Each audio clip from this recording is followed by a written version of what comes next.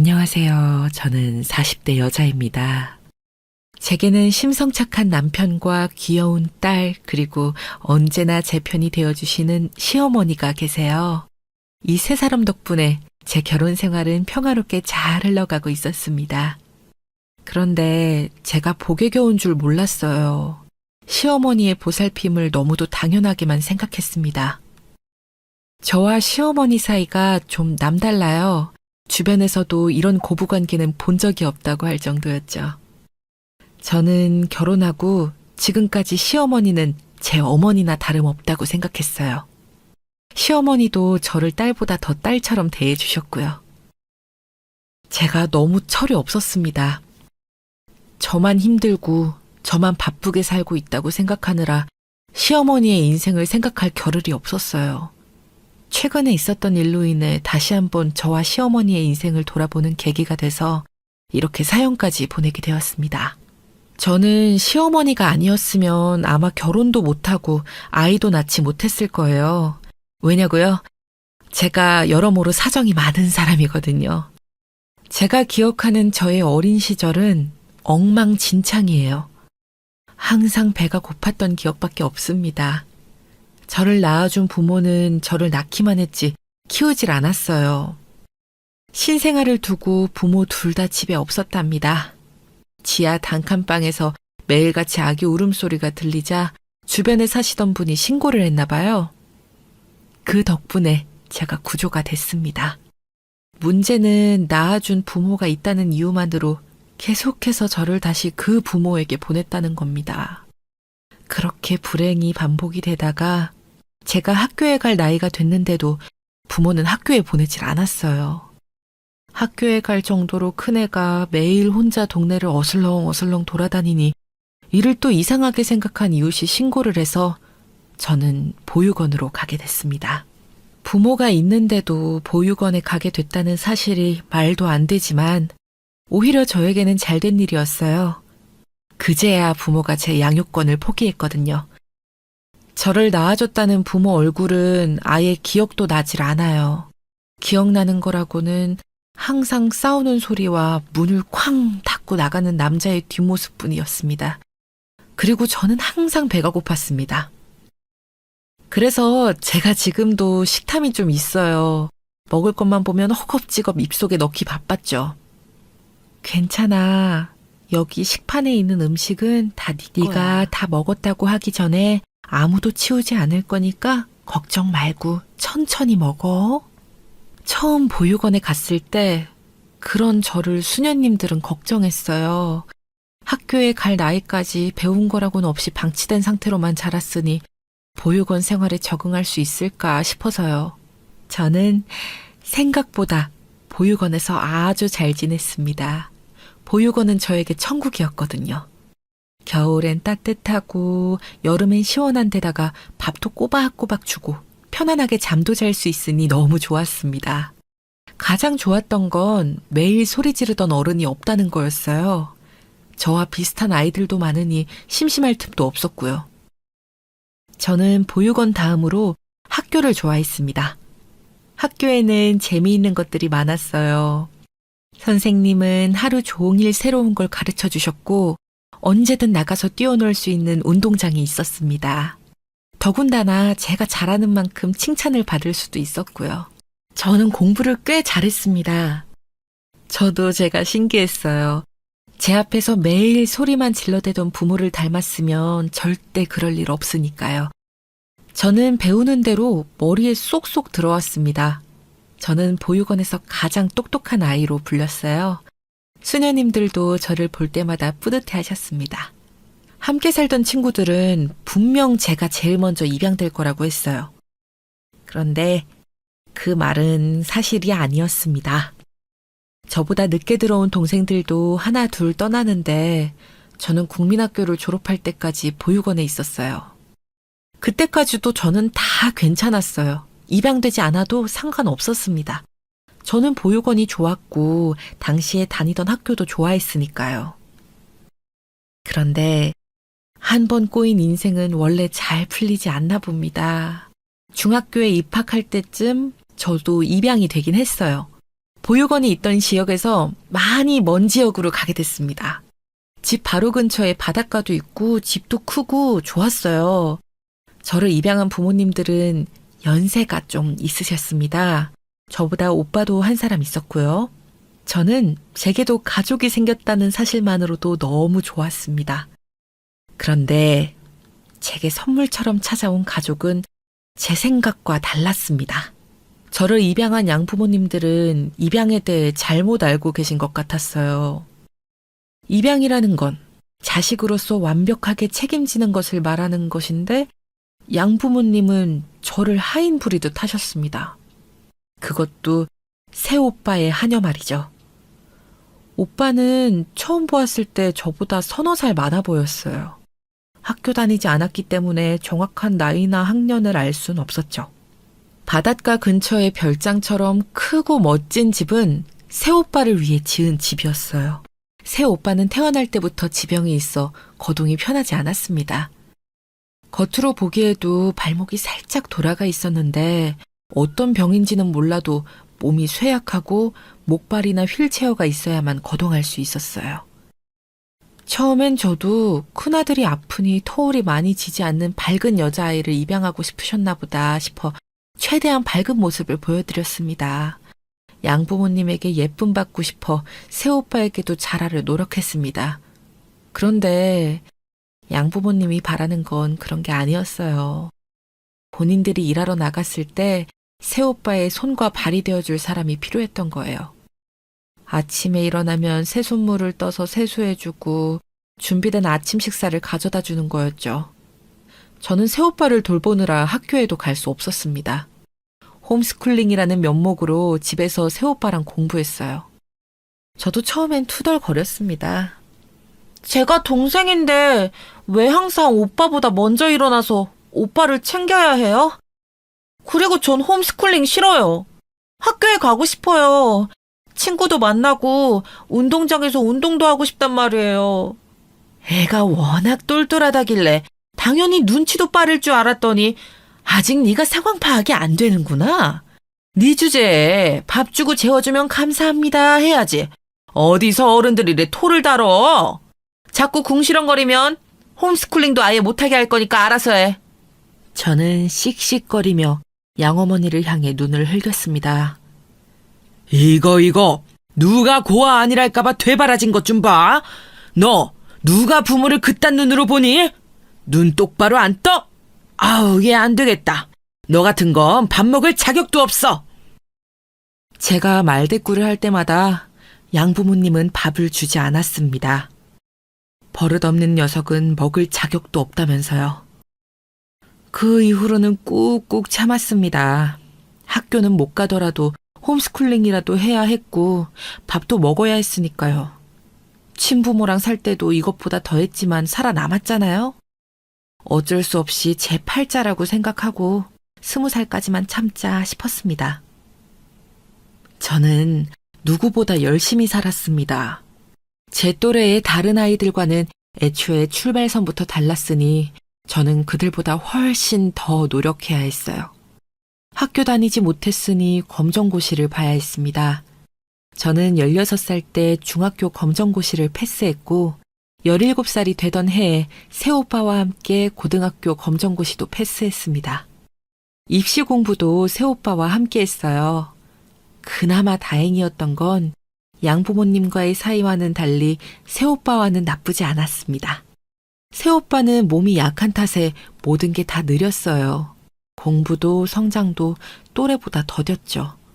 거기다가 평생 친구도 없이 항상 혼자였어요. 시간이 지날수록 새오빠와 저는 친구처럼 지냈습니다. 시간이 지나자 저도 오빠의 손과 발이 되어주는 게 더는 서럽거나 화나지 않았어요. 양부모님은 오빠를 위해 훌륭한 가정교사들을 구해주셨습니다. 덕분에 저도 함께 공부할 수 있어서 도움이 됐어요. 새오빠와 함께 공부하다 보니 본의 아니게 선행학습을 하게 됐거든요. 오빠는 대학 입시에 실패했지만 저는 보란듯이 법대에 합격했습니다. 그것도 서울의 명문 법대예요. 양부모님은 설마 제가 합격하겠나 싶어 제가 수능을 보든지 원서를 쓰든지 관심도 없으셨습니다. 집에 오고 가는 가정교사들이 항상 저에 대해 칭찬을 늘어놔도 궁금해하지 않으셨거든요. 아무리 잘해봐야 오빠보다 제가 잘할 리 없다고 생각하셨던 것 같아요. 그러다 제가 먼저 대학에 합격하고 나니 양부모님은 그제야 난리를 치셨습니다. 저를 서울에 보내지 않으려고요. 저는 굴하지 않았습니다. 끝까지 서울에 올라가겠다고 했습니다. 지금까지 감사했습니다. 저는 서울에 올라가려고요.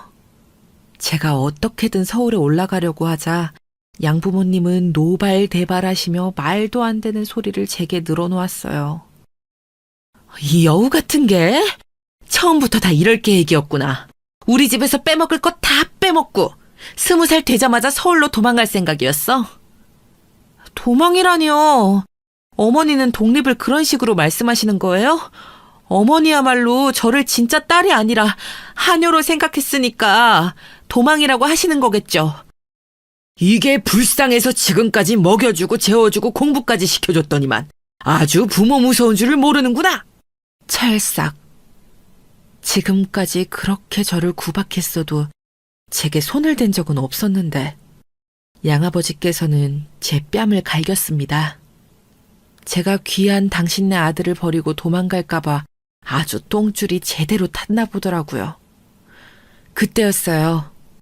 방에서 이 상황을 다 지켜보고 있었던 새오빠가 휠체어를 타고 밖으로 나왔습니다. 제발 좀 그만 좀 하세요. 어머니 아버지는 수진이가 기특하지도 않으세요? 몇 년 동안 집안일에 제 뒤치다꺼리 혼자 다 하면서 그 어려운 공부까지 혼자 힘으로 해냈어요. 그럼 잘했다 칭찬해주고 서울로 보내주면 될 일을 다 큰 어른들이 쪽팔리게 뭐 하시는 거예요? 아이고, 우리 아들 착하고 순진해서 저 여우 같은 년 편들어주는 것 봐. 저 년 나가면 앞으로 너는 어떡해? 우리 아들은 어떡하냔 말이야. 양어머니는 바닥에 주저앉아 억울하다는 듯 눈물을 쏟았습니다. 저는 아이러니했어요. 제가 대학에 합격해 이 집을 벗어나게 되면 분명 묵은 체증이 다 내려갈 듯이 행복할 줄 알았는데 마음이 영 찝찝한 게 좋지 않았습니다. 아, 이게 어른들이 말하는 미운정인가 싶더군요. 몇 년 동안 지긋지긋할 정도로 밉고 싫었는데 막상 감옥 같았던 집을 떠나려고 하니 이상한 미련 같은 게 있더라고요. 하지만 저는 그 찝찝한 마음을 이겨내고 집을 떠났습니다. 새오빠는 제가 집을 나가는 날 제 손을 꼭 잡고 제게 지금까지 고마웠다고 했어요.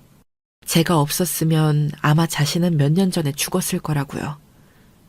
저는 그제야 참았던 눈물이 터졌습니다. 새 오빠는 오는 저에게 봉투를 건넸어요.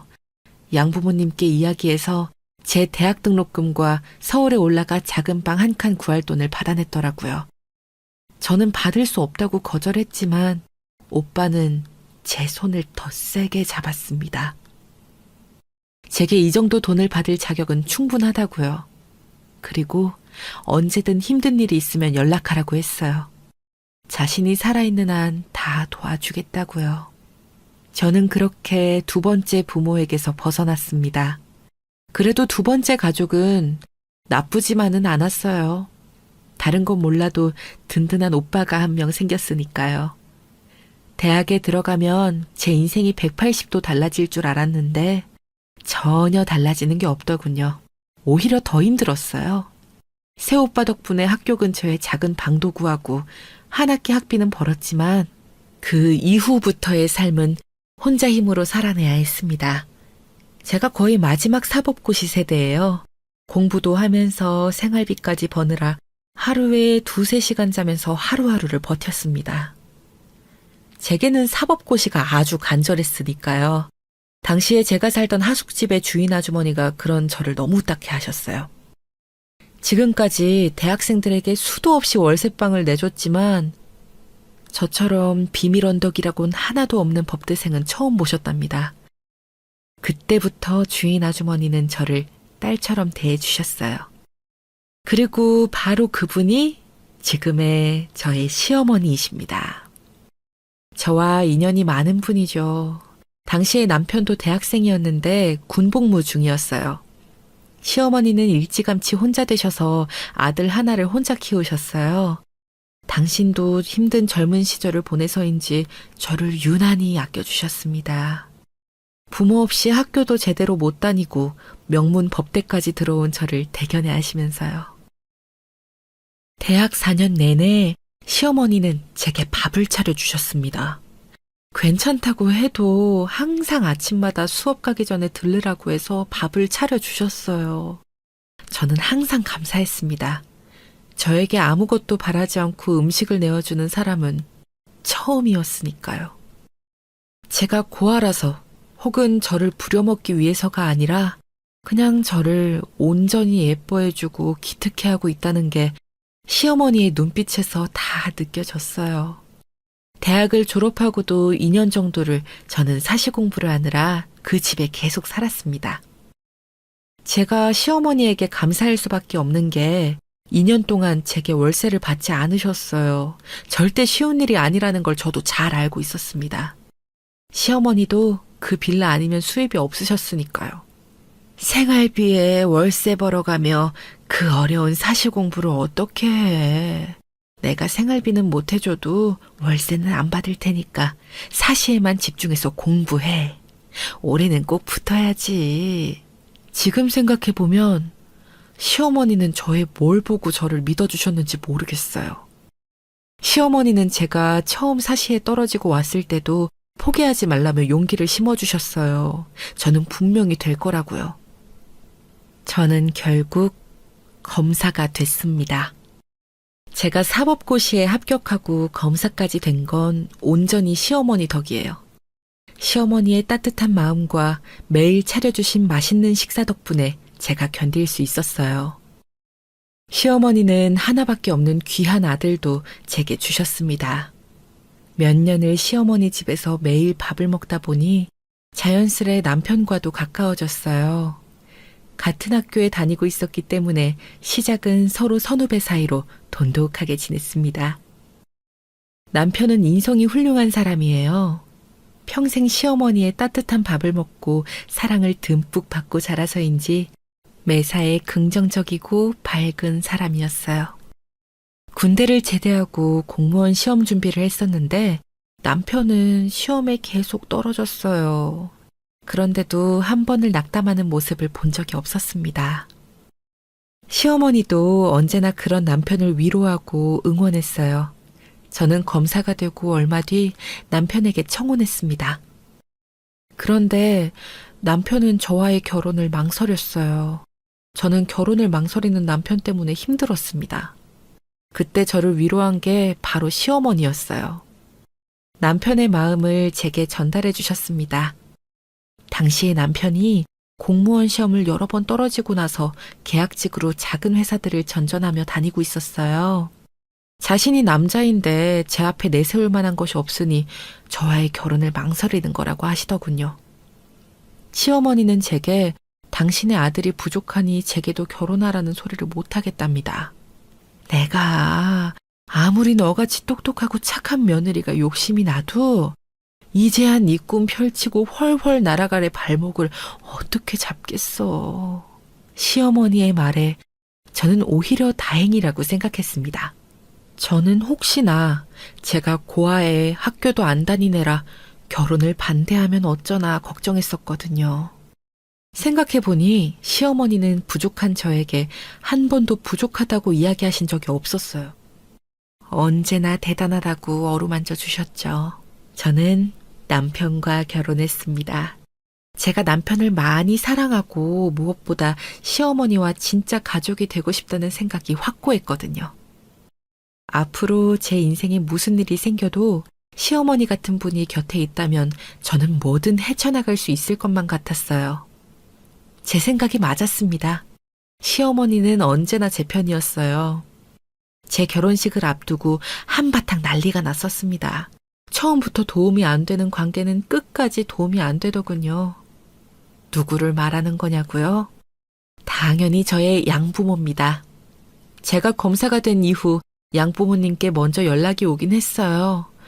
명문대 법대생 때와 검사는 다른지 제 앞에서의 양부모님의 태도가 180도 달라졌더군요. 갑자기 제 진짜 부모인 양 굴었습니다. 아이고, 장하다 장해. 우리 막내딸 내가 이렇게 성공할 줄 진작 알았다니까. 그럼요. 얘가 날 닮아서 머리가 보통 비상한 게 아니잖아요. 우리 영감님 이제 명색이 검사님인데 그 다 쓰러져가는 월세집에서는 나와야지. 우리가 아예 서울로 올라올까? 너도 바쁠 텐데 옆에서 부모가 챙겨주면 좋잖아. 저는 이야기를 하는 내내 소름이 돋아서 더는 만나고 싶지 않았습니다. 그 이후 양부모님에게 연락이 와도 받지 않았어요. 사람이 염치가 없다는 게 이런 걸 두고 하는 말 같았습니다. 사실을 준비하고 공부할 때도 오빠와는 계속 연락했었어요. 오빠가 서울병원에 왔다 갔다 할 때마다 얼굴도 봤고요. 거기다가 제가 사시에 2번 떨어졌을 때도 오빠는 언제나 괜찮다고 저를 위로했습니다. 하지만 양부모님은 달랐어요. 오빠 옆에서 비웃는 소리가 통화상으로 저에게까지 다 들렸거든요. 그러게 주제도 모르고 사시는 무슨 사법고시냐면서 한 살이라도 어릴 때 차라리 시집을 가라고요. 하지만 남편과 결혼식 날짜를 잡고 나서는 어쩔 수 없이 연락해야 했습니다. 사실 오빠 말고는 아무도 초대할 생각도 없었지만 시어머니께서 아무리 결혼식에 초대하지 않더라도 미리 말씀을 드리는 게 도리라고 하셔서 연락을 드린 겁니다. 시어머니가 아니었으면 연락도 안 했을 거예요. 제가 연락드린 이유는 결혼하게 돼서예요. 마음 같아선 이야기하고 싶지도 않았지만 오빠는 제 결혼식에 올 테니 어차피 아시게 될 것 같아 연락드린 거예요. 그랬습니다. 저는 결혼 허락이 아니라 결혼 통보를 하려고 양부모님을 만난 거였어요. 뭐? 우릴 결혼식에 초대 안 한다고? 너 그게 말이 되니? 네가 누구 덕분에 검사된 건지 잊었어? 제가 검사된 거야 당연히 제가 열심히 공부하고 저희 시어머니께서 살뜰히 제 뒷바라지 해주신 덕분이죠. 이게 말하는 것 봐. 그게 왜 저기 있는 저 아줌마 덕분이야. 몇 년 동안 내 돈 갖고 먹고 자면서 공부까지 시켜줬는데 이게 고마운 줄을 모르네. 그럼 그렇지. 사람은 변하는 게 아닙니다. 제 앞에서 저를 생각하는 척 알랑방귀를 끼는 것도 잠시 금방 본색이 드러나더군요.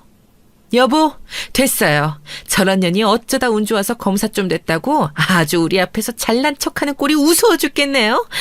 이래서 머리 검은 짐승은 거두는 게 아니라던데. 그 말이 딱 맞네, 딱 맞아. 아줌마도 정신 차려요. 얘가 원래 어릴 때부터 아주 싹수가 노랗고 능구렁이 같은 년이에요. 이런 년 며느리로 들였다가는 집안 아주 말아먹을 겁니다. 저도 이제 나이도 먹을 만큼 먹었고 결혼도 앞두고 있으니 양부모님의 말 같은 거에 휘둘리고 상처받지 않을 줄 알았습니다.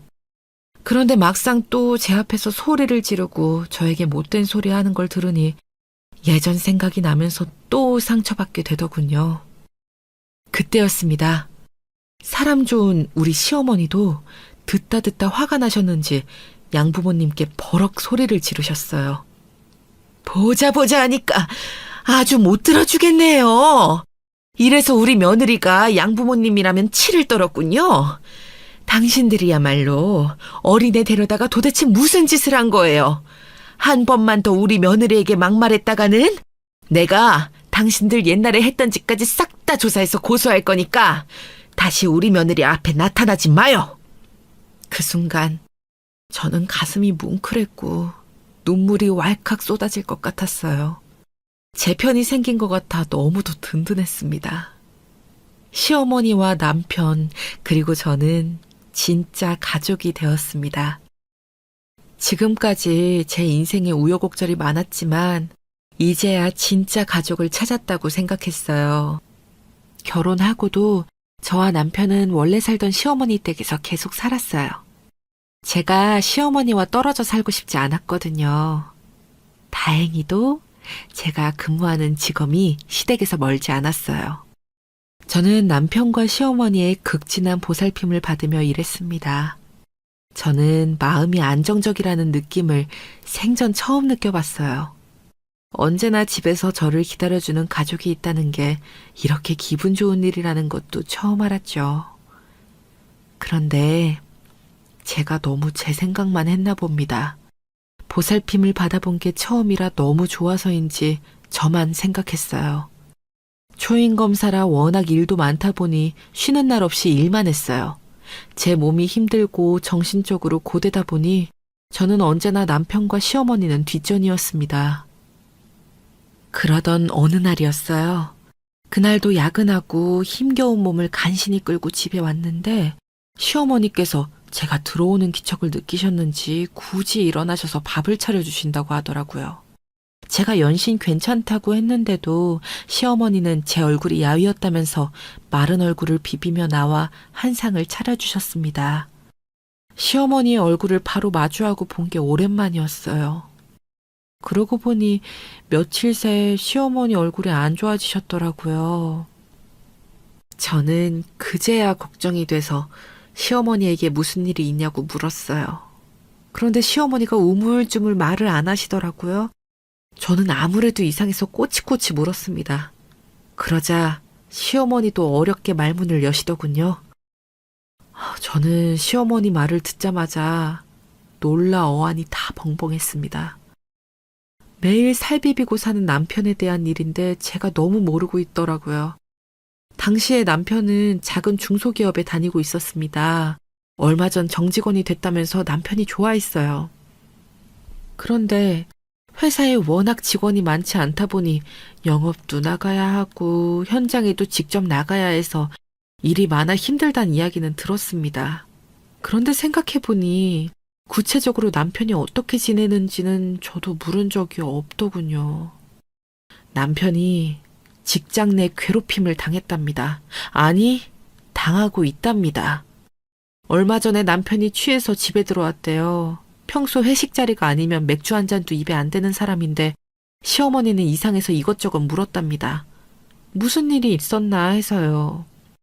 취기에 남편이 말을 하는데 바로 위에 상사가 남편을 미워한답니다. 처음엔 시기를 좀 하는 것 같더니만 나중에는 직원들을 주동해 밥도 혼자 먹게 하고 일도 몰아서 시키는 등 아주 고전적인 방법으로 힘들게 하나 보더군요. 부당한 대우에 남편이 몇 번 말대꾸했더니 그때부터는 대놓고 무시하고 막말까지 했답니다. 와이프가 검사라고 믿는 구석이 있어서 그런가 아주 회사 생활을 설렁설렁 자기 멋대로 건방지게 하네. 제가 팀장님 일까지 다 맡아서 하고 있는데 설렁설렁이라니요. 팀장님이야말로 자꾸 직원들 주동하시면 저도 가만히 있지 않을 거예요. 아이고 무서워라. 왜? 검사 와이프한테 이러기라도 하게? 지호씨 와이프는 도대체 뭘 보고 결혼했을까? 검사라더니 머리는 좋은데 남자 보는 눈은 아주 엉망인가 봐. 남편은 학교도 좋은 대학을 나왔고 남들보다 성실하게 학교 생활을 해서 학점도 좋았어요. 이상하게 직장운이 없었습니다. 여러모로 남편보다 부족한 친구들도 대기업에 척척 들어갔는데 남편은 항상 면접에서 떨어졌습니다. 워낙 성실하고 차분한 사람이라 어디 가나 잘할 텐데 자꾸만 최종 면접에서 떨어지니 옆에서 보는 저와 시어머니도 안쓰러웠습니다.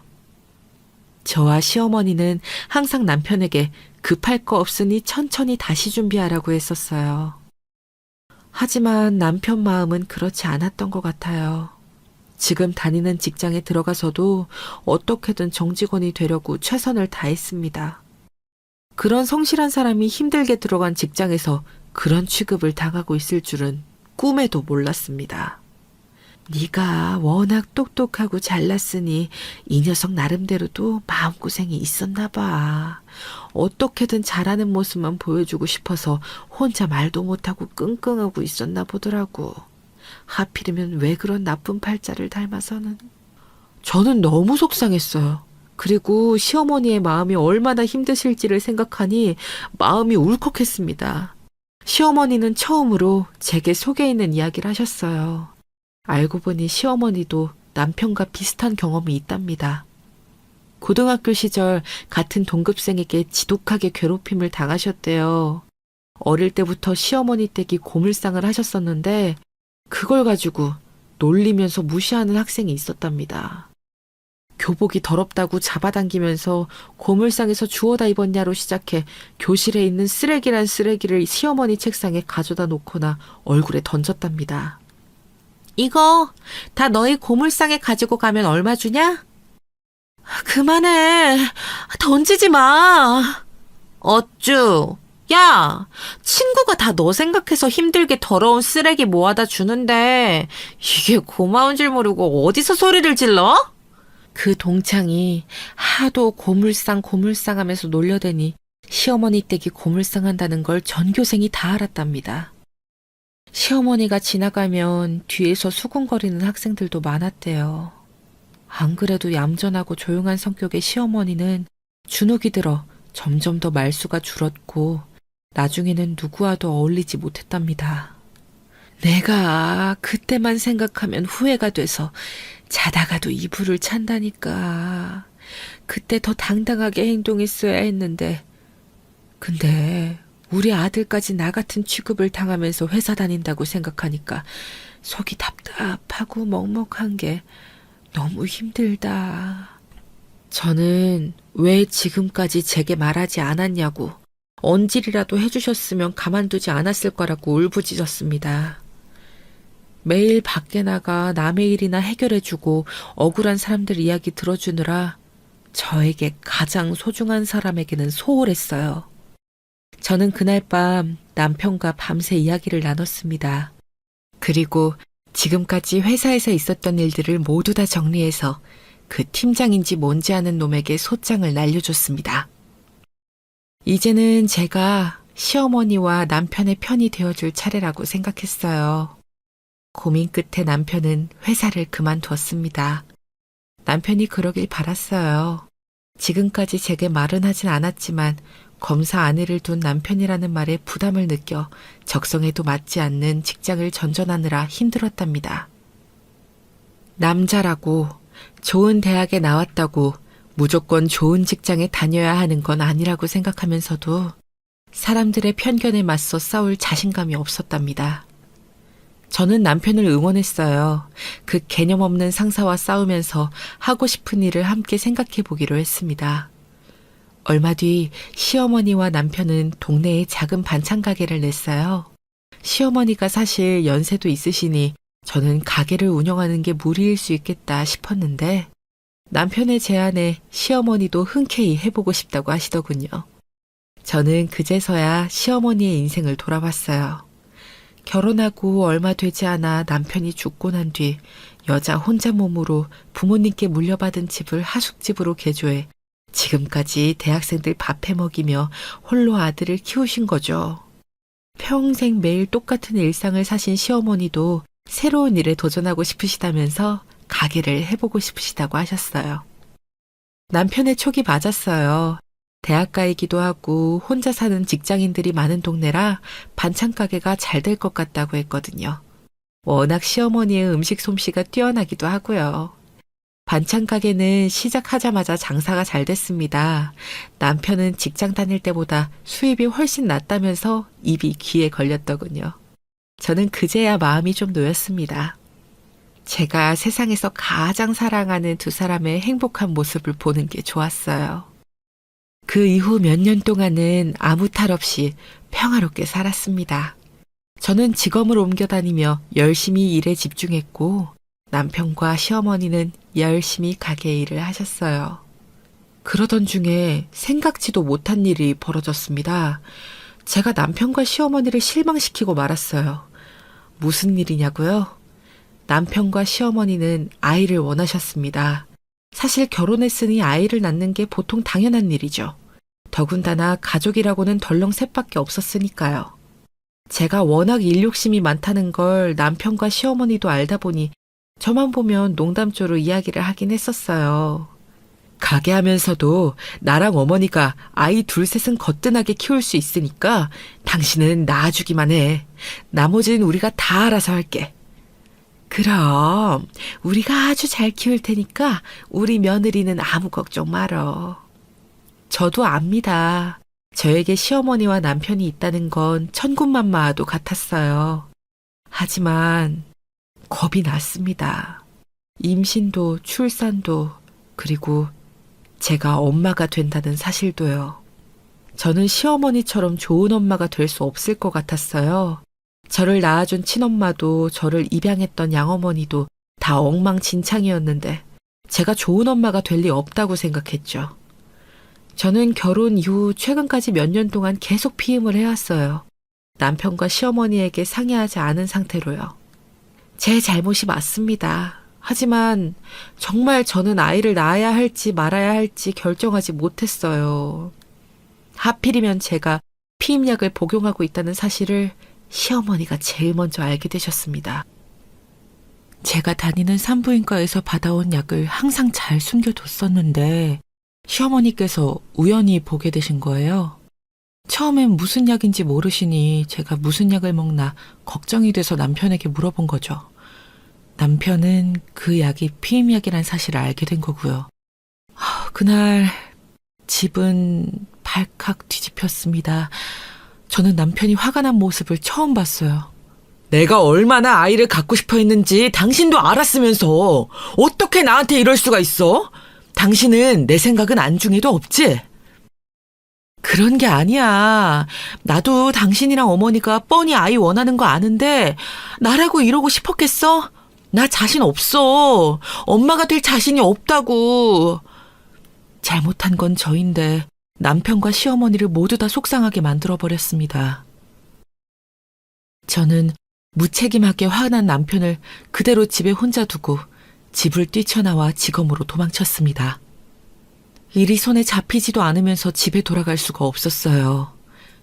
그런데 그날 저녁 시어머니께서 제가 일하는 직업까지 찾아오셨습니다. 돈 아깝다고 절대 안 타시는 택시까지 타시고요. 안 그래도 시어머니 얼굴을 볼 낯이 없었는데 시어머니는 제가 좋아하는 김밥까지 직접 싸서 그 먼 길을 오셨더라고요. 그러고는 제 얼굴을 어루만져 주셨어요. 제가 엄마가 되는 게 자신 없다고 한 게 시어머니는 마음이 너무 아프셨대요. 네가 그런 생각을 하고 있을 거라곤 생각도 못했어. 미안하다.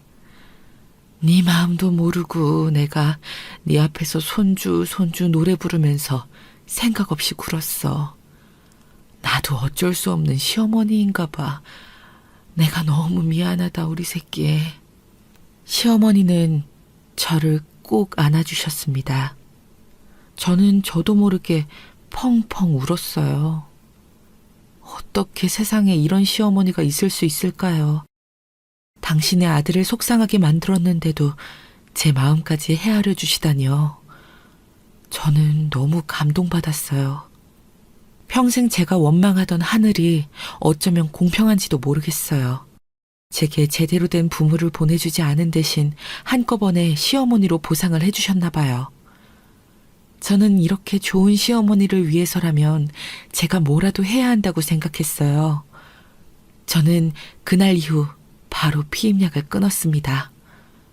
어느새 제 나이도 40을 바라보고 있었으니 애가 생기지 않을 수도 있겠다 싶었거든요. 그런데 너무나 다행히도 저희 부부에게 아이가 생겼어요.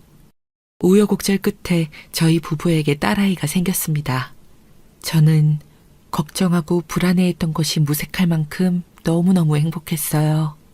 딸아이가 우는 모습도 자는 모습도 모두 다 너무 사랑스러웠습니다. 모성애라는 게 저에게도 있을까 항상 무서웠었거든요. 이게 다 시어머니 덕분이에요. 시어머니에게 진짜 자식을 사랑하고 위하는 방법을 배웠기 때문에 저도 제 딸아이에게 그대로 해줄 수 있을 것만 같았어요. 그런데 저는 참 중간이 없는 사람입니다. 최근까지 좋은 엄마가 될 수 있을까 걱정했던 게 무색할 만큼 아주 유난한 엄마가 되어 있었어요. 제가 유난해지는 데에는 제 직업도 한몫했습니다. 매일 말도 안 되는 범죄를 저지른 범죄자들만 만나다 보니 세상을 믿지 못했어요. 그런 모습이 육아하는데도 버젓이 드러났습니다. 자꾸만 시어머니와 남편에게 하지 않아도 될 잔소리까지 하게 됐어요. 신생아 때부터 먹이고 재우는 걸 남편에게 항상 보고받아야 마음이 편했습니다. 딸아이가 어릴 때는 남편도 제가 원하는 대로 해줬어요. 매일 바쁘게 일하는 엄마다 보니 아이가 얼마나 보고 싶을까 하는 마음에 남편도 아무리 바빠도 항상 사진을 보내주었죠. 그런데 그게 아이가 6살이 될 때까지 이어졌어요. 저는 아이의 모든 일거수일투족을 알고 싶어 했습니다. 그러다 보니 자연스레 잔소리할 수밖에 없었어요. 저야 애를 낳기만 했지 사실 전혀 육아에 대해 모르다 보니 어디서 주워들은 얘기로 그런 건 왜 먹이냐, 옷 좀 단단히 입혀라 등등으로 남편과 시어머니를 괴롭히고 말았습니다. 한 번은 그런 적도 있었어요. 남편은 어린이집을 하원하면 그대로 딸을 가게에 데리고 왔습니다. 저는 그 부분이 마음에 들지 않았어요. 어차피 오후 시간대라 가게도 바쁘지 않은데 가게는 시어머니에게 잠깐 맡기고 놀이터에서라도 좀 놀아주다 오길 바랐습니다. 항상 애가 반찬 가게에서만 지내고 혼자 노는 게 마음이 쓰였거든요. 그래서 몇 번 이야기했더니 남편이 구시렁거리더군요. 나도 새벽부터 장 보고 내내 일하느라 힘들어. 하원 시간이 그나마 가게가 제일 한가할 텐데 나도 그때라도 와서 좀 쉬어야지. 애 키우는 사람이 쉴 시간이 어디 있어. 당신 애 낳기 전에 뭐라 그랬어? 낳아주기만 하면 알아서 잘 키울 거라며. 그 잠깐 놀이터 데리고 가는 게 힘들어서 이래? 무슨 아빠가 그러냐? 대학 때부터 시어머니와 내내 한 집에 살았으니 제가 참 뭘 몰랐습니다. 아무리 편해도 시어머니 앞에서 남편과 싸우면 안 되는 건데 저도 모르게 툭하면 남편을 몰아붙였어요. 그럴 때마다 시어머니는 철없는 며느리 마음 헤아려 주시느라 중간에서 고생이셨어요. 우리가 생각이 짧았어. 애가 한참 뛰어놀아야 할 나이에 매일 좁은 반찬 가게에만 앉아서 만화만 보고 있으니 그건 아니지. 걱정 마라. 내가 운동할 겸 하원시키면서 놀이터 데려갈게. 그때도 저는 철없이 역시 우리 시어머니라고 엄지손가락을 축혀 세웠어요. 시어머니도 연세가 드셔서 몸이 성치 않은 것도 모르고요. 결국 제가 또 사달을 냈습니다. 시어머니께서 딸아이를 데리고 놀이터에 가셨다가 크게 넘어지셨어요. 딸아이가 놀다 그네에서 떨어졌는데 그때 아이를 받으려고 시어머니께서 뛰어가다 넘어지시면서 허리를 다치셨어요. 그런데 제가 또 큰 잘못을 저질렀습니다. 다친 건 시어머니인데 제 딸 걱정만 한 거죠. 그날 연락을 받고 저는 일도 하다 말고 집에 왔습니다. 그리고 딸아이를 붙잡고 제 딸 걱정만 했어요. 심지어 시어머니에게 짜증까지 냈습니다. 아직 어려서 그네 탈 때는 꼭 옆에 있어야 한다니까요. 또 벤치에 앉아서 노래 듣고 계셨죠? 여보, 지금 뭐 하는 거야? 아무리 속상해도 그렇지 어머니 허리 다친 거 안 보여? 저는 그제야 정신을 차렸습니다. 평소 시어머니가 자꾸만 딸아이 앞에서 트로트를 틀어놓고 영상을 보여주시는 게 싫었던 터라 엄한 소리가 저도 모르게 튀어나온 거예요. 저는 이미 뱉어놓고 아차 싶었습니다. 시어머니께서 고개를 푹 숙이고 계신 모습이 그제야 보였거든요. 이제와 말을 주워 담을 수도 없고 정말이지 제 머리를 세게 쥐어받고 싶었습니다. 저는 제가 저지른 만행을 만회하기 위해 시어머니 허리가 다 나을 때까지는 제가 병원에 모시고 다니기로 했습니다. 지검에도 아예 휴가를 냈어요. 시어머니는 그럴 필요 없다고 괜찮다고 하셨지만 그렇게라도 하지 않으면 제 마음이 너무 안 좋았습니다. 그러고 보면 시어머니는 언제나 저에게 괜찮다고만 하셨어요. 하지만 그럴 리 없습니다. 서운한 게 당연해요. 저는 제가 잘못한 게 있으니 시어머니의 마음을 풀어드리고 싶었습니다. 그날도 병원에 갔다가 나오면서 시어머니에게 맛있는 음식을 사드릴 생각이었어요.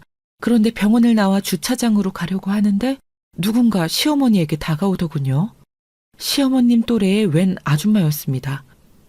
상대방이 너무 신나서 시어머니를 아는 척하길래 저는 당연히 반찬가게 손님인 줄 알았어요. 그런데 좀 이상했습니다. 상대방 아줌마는 방방거리며 아는 척을 하는데 시어머니 얼굴은 새하얗게 질려 있더라고요. 저는 시어머니가 걱정돼서 부축하며 괜찮냐고 물었습니다.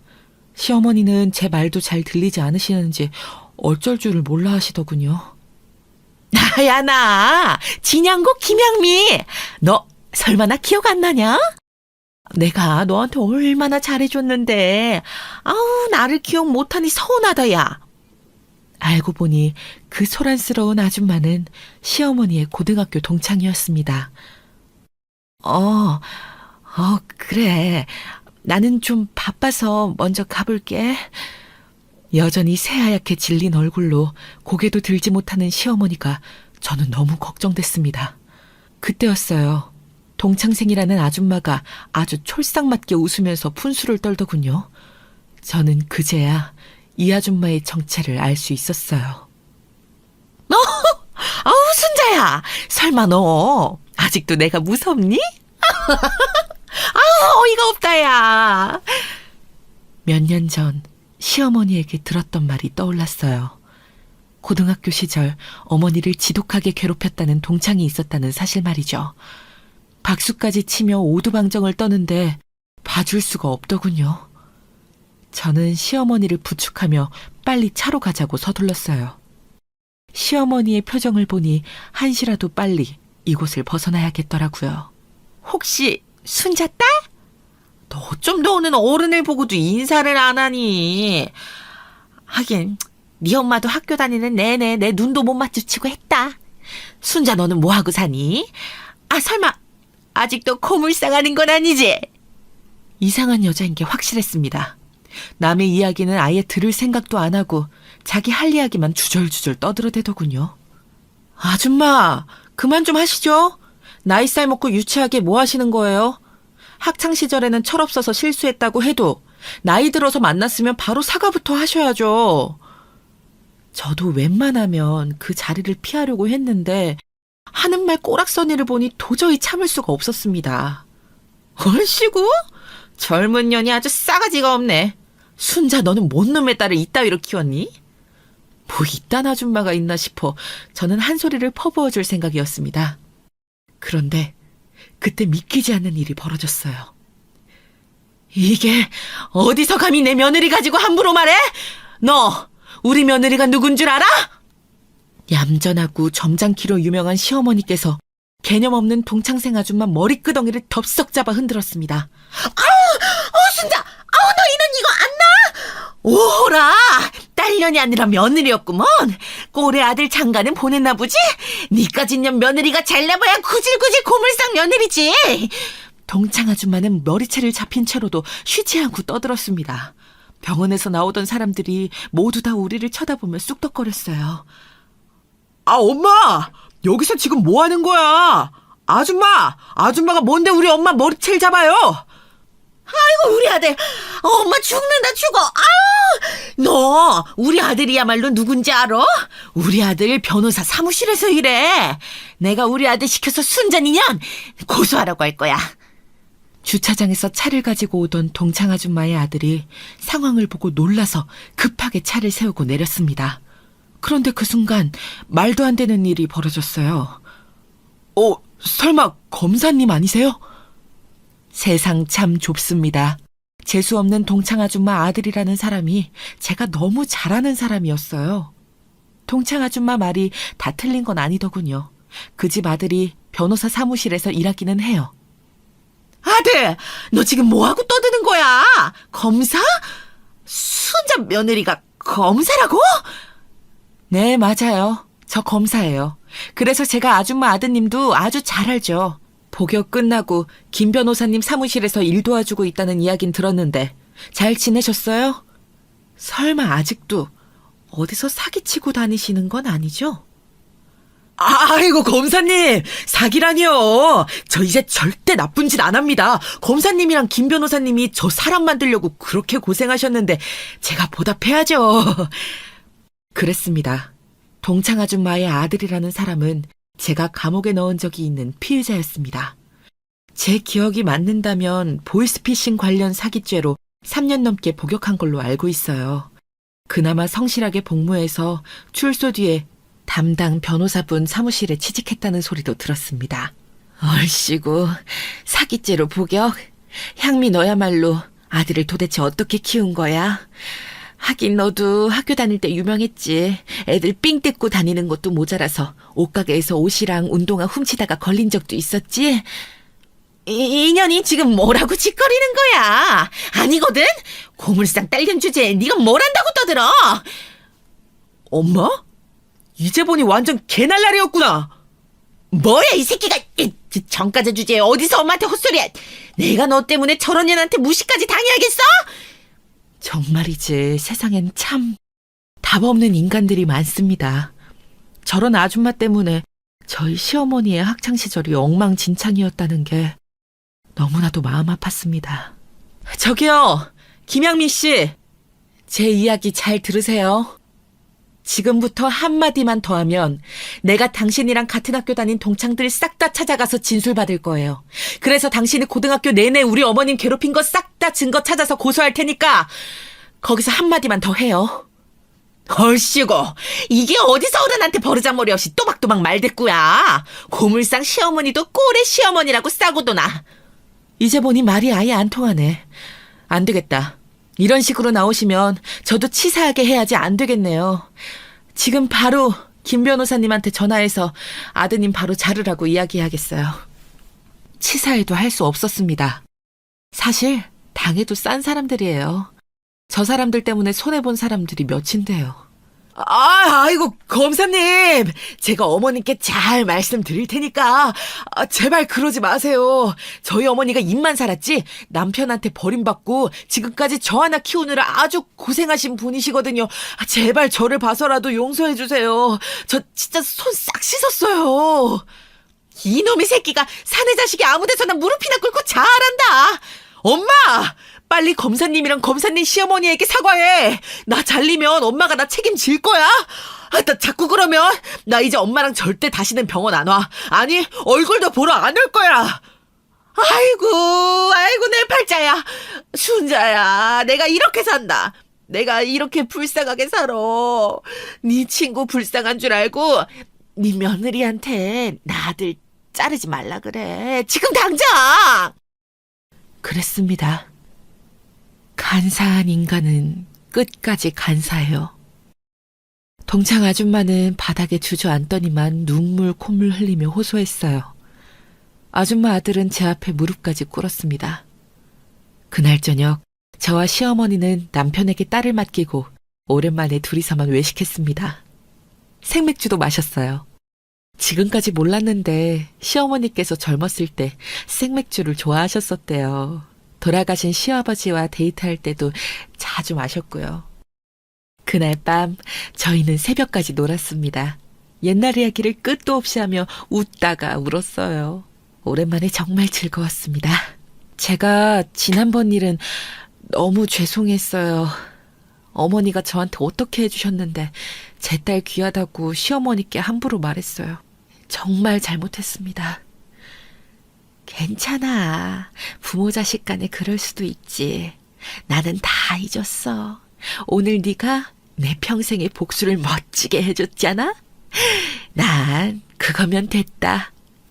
저와 시어머니는 그날 밤 취해서 어깨동무하고 집에 들어왔습니다. 그날 밤은 제 평생에 못 잊을 거예요. 시어머니와 제가 정말 엄마와 딸 같았거든요.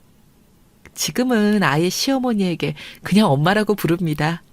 딸아이 앞에서 남편도 저도 시어머니를 엄마라고 부르니 딸아이가 가끔 혼란스러워하기는 하지만 딸아이도 커가면서 차차 알게 되겠죠.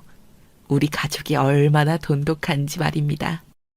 저의 긴긴 인생 이야기 지금까지 들어주셔서 감사합니다. 여러분의 가정에도 항상 행복한 일만 있으시기 바랍니다. 안녕하세요. 저는 올해 70인 노인입니다. 삶이 얼마 남지 않았는데 이렇게 뜻밖에도 사연을 보내게 되네요. 사실 그리 좋지 않은 일을 겪었는데 가는 길에 털어내버리고 가고 싶어서 이렇게 사연을 보내봅니다. 이 일을 겪은 것은 불과 반년 정도밖에 되지 않았어요. 워낙 얼마 되지 않은 일이라서 지금도 기억이 생생하고 여전히 힘이 드네요. 저는 제 나이로는 조금 늦게 결혼해서 아이도 늦게 낳은 편이었습니다. 남편은 동갑이었고 30에 만나 결혼했어요. 저도 남편도 공부를 좀 많이 한 사람들이어서 당시 학업에 빠져 있느라고 결혼이 늦어졌죠. 공부를 끝내느라고 아이도 늦게 하나만 낳았어요. 제가 나이 35에 아들을 낳았는데 당시에는 제가 정말 노산 중에 노산이었죠. 요새야 아이 낳는 평균 연령이 아주 많이 늘어났다지만 그때는 거의 병원 산부인과에 누운 애기 엄마들이 20대 중초반이었거든요. 제가 다른 산모들보다 거의 10살 정도가 많았던 거니 얼마나 차이가 났는지 아실 수 있겠죠. 나이 먹어서 아이를 낳으려니 뼈가 굳어서인지 몸이 너무 아프더군요. 그런데 진통이 심하다고 마음 놓고 소리를 지르기엔 옆에 있는 어린 애기 엄마들 보기가 부끄러웠어요. 아들은 또 상당한 우량아로 나와서 제가 더 힘들었었죠. 임신은 그래도 쉽게 되었었는데 출산 자체가 아주 힘들고 고통스러웠던 기억이 있네요. 그런데 아이 낳아 길러보신 어머니들은 다들 아시겠지만 하나뿐인 아이니 얼마나 예뻤겠어요. 게다가 아들이었고 심지어 35에 아주 늦게 본 늦둥이였어요. 처음에 저희 부부는 결혼을 해서 공부만 해도 된다. 우리 돈 벌면서 최첨단 유행하는 부부들처럼 아이 없이 살자면서 건방을 떨었었죠.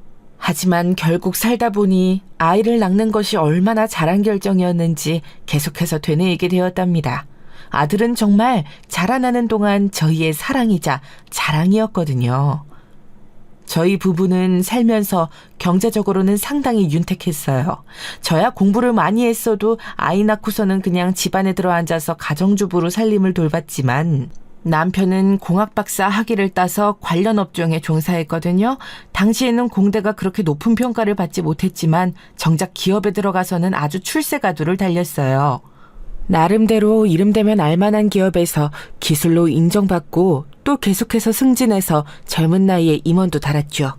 남편은 정말 일도 공부도 열심히 하는 사람이었고 가정에도 충실한 사람이었답니다.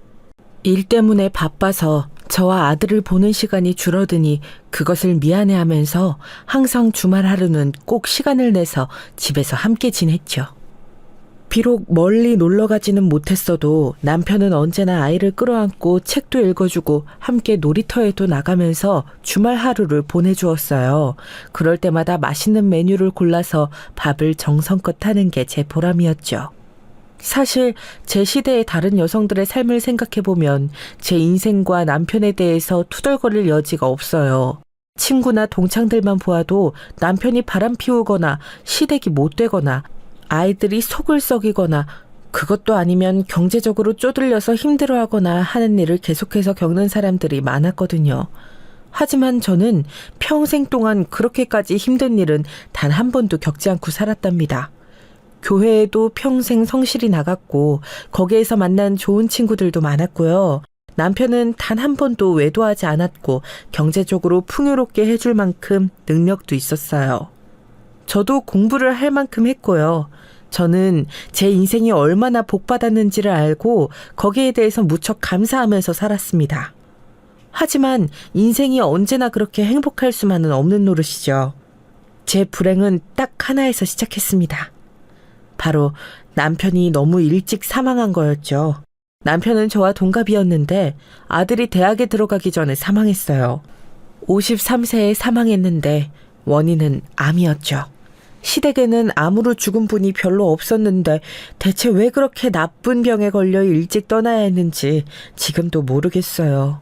아마도 일을 너무 많이 해서 그로 인한 스트레스 때문에 사망한 게 아닐까 그렇게 생각이 들고는 해요. 똑같은 나이였던 저는 정말로 암담해졌었죠.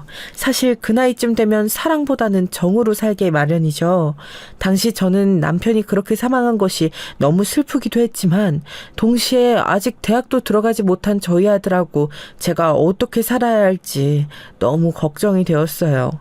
남편도 외동아들이었고 그때쯤에는 시댁 식구들도 거의 사망하셔서 의탁할 곳도 없었죠. 물론 남편이 남긴 재산이 많았지만 사실 돈이라는 게 언제 어떻게 빠져나갈지 알 수 없는 것 아니겠어요?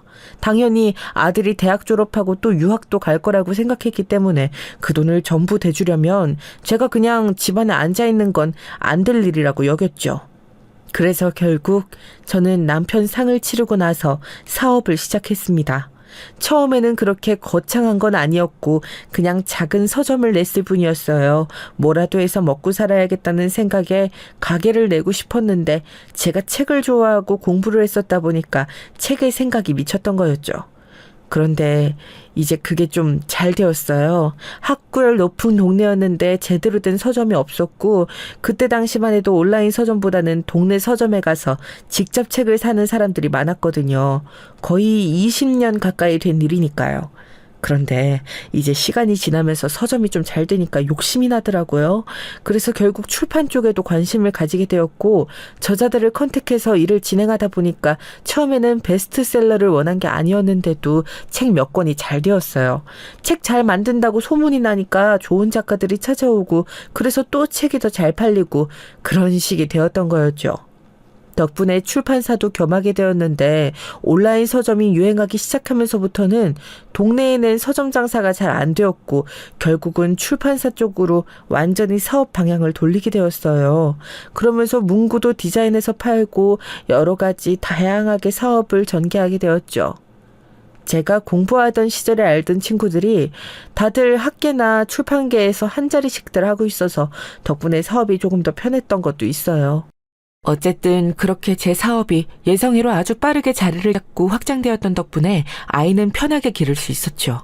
아니, 편하게라는 말은 좀 이상하네요. 편하다기보다는 경제적으로 모자람 없이 윤택하게 길렀다는 게 맞는 말이겠어요.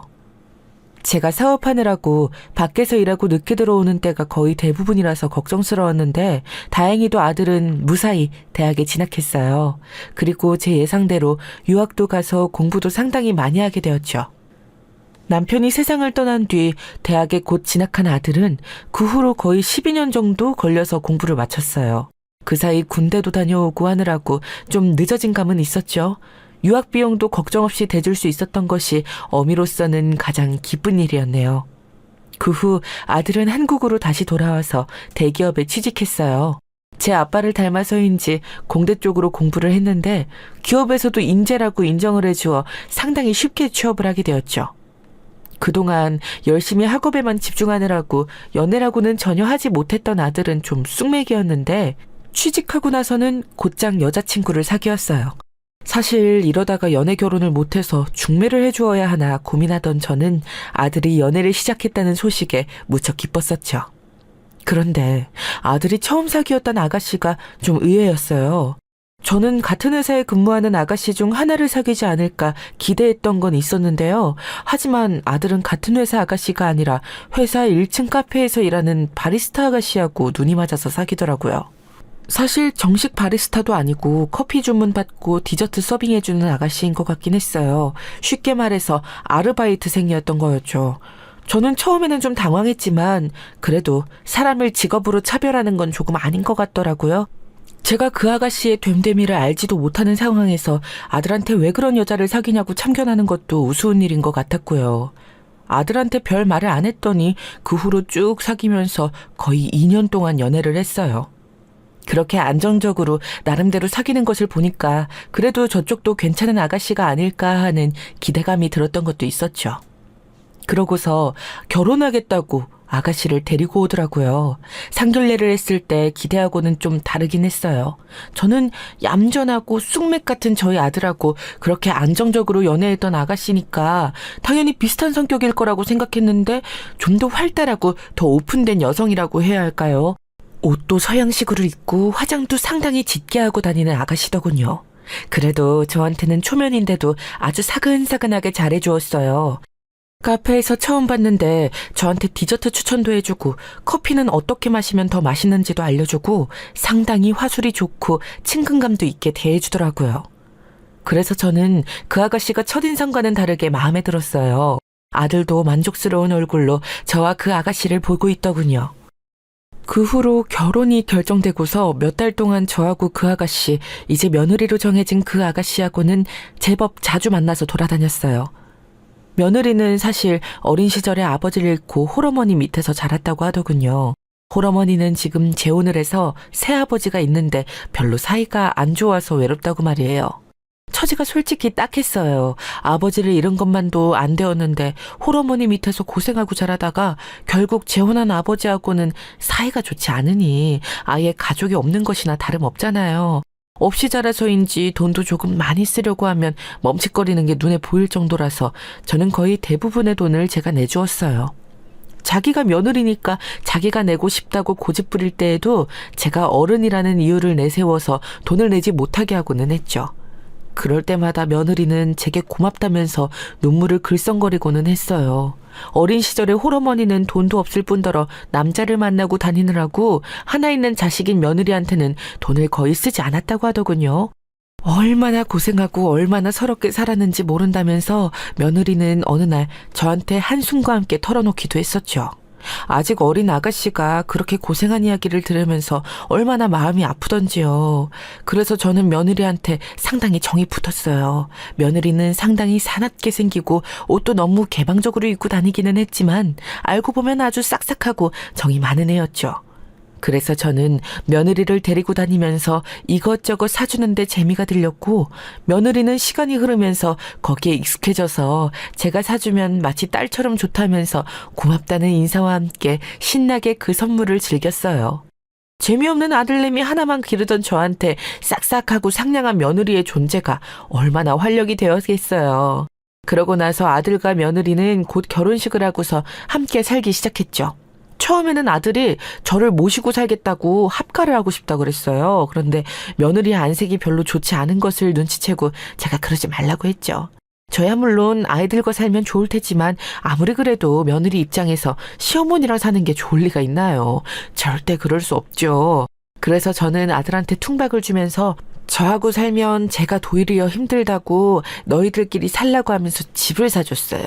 제가 그때 며느리한테 어떤 집을 원하냐고 물었던 기억이 나네요. 아파트가 좋니? 빌라가 좋니? 아니면 단독주택이 좋니? 어머님, 전 당연히 아파트가 좋죠. 그런데 너무 비싸서 걱정이에요. 며느리는 그렇게 말하면서 걱정을 했어요. 사실 저는 아들 내외한테 돈을 좀 보태서 제 돈하고 합쳐 사주려고 했지만 아들이 생각보다 돈을 모으질 못했더라고요. 아르바이트로 살아온 며느리야 말해 못하겠어요. 그래서 저는 그냥 눈 딱 감고 제가 다 내서 아파트를 한 채 아들 명의로 사줬죠. 큰 건 아니었어요. 그냥 서울 외곽 쪽에 자그마한 구축 아파트를 하나 매매해서 주었는데 며느리가 아주 감격해서 울고 싶어 하더군요. 사실 그 아이들 버리로는 한참 걸려야 살 수 있었을 테니까요. 며느리는 항상 제가 사업가라는 사실을 신기해하면서 존경한다는 듯이 말을 하고는 했어요. 사실 어머님 연세 정도 되시는 여성분들 중에 사업하시는 분 많지 않잖아요. 너무 멋있으세요. 나중에 저도 그렇게 살고 싶어요. 사업이라는 게 하다 보면 또 별거 아니란다. 네 남편은 사실 좀 사업하기엔 기질상 맞지 않으니까 네가 차라리 내 사업을 물려받는 게 나을 수도 있겠다. 저는 웃으면서 그렇게 말하고는 했어요. 사실 며느리가 아들보다는 좀 더 담대한 면도 있었고 시원시원한 성격으로 보였거든요. 사업하려면 아들처럼 너무 꼼꼼하고 답답한 성격보다는 며느리처럼 좀 시원한 게 나았으니까요. 그래서 저는 정말로 며느리가 잘만 하면 몇 년 지켜보다가 사업을 물려줄 생각이었어요. 그런데 좀 지켜보다 보니까 애가 똑똑하진 않더라고요. 그게 좀 아쉬웠어요. 사업은 성격만 담대해선 되는 게 아니고 여러 가지로 머리를 쓰고 생각을 많이 해야 되는 부분도 있거든요.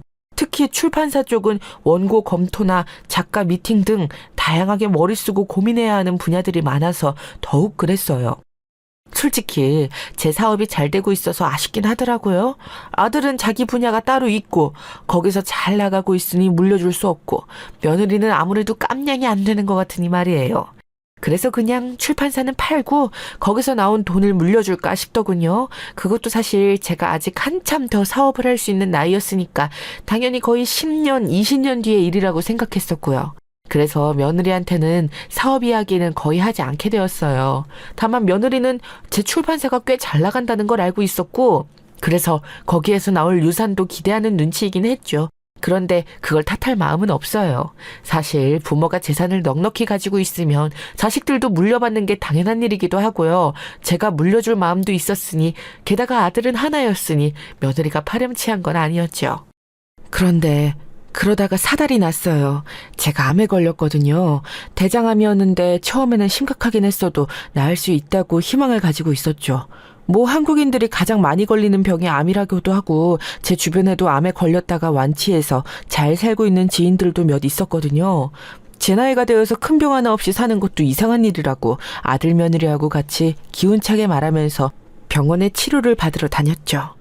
그런데 그런 거 있어요. 세상에 일어났던 좋은 일이 저한테 꼭 해당이 되지는 않을 때가 있다는 거. 대장암을 말기에 발견한 것도 아니었고, 의사도 치료 잘하면 나을 확률이 크다고 말했었는데도 그게 안 되더군요. 암은 계속 전이가 되면서 재발했고 수술을 해도 그때뿐이었어요. 제 체력은 점점 더 약해져 갔고 의사도 점점 자신감을 잃는 눈치였죠. 돈은 얼마가 들어도 좋다.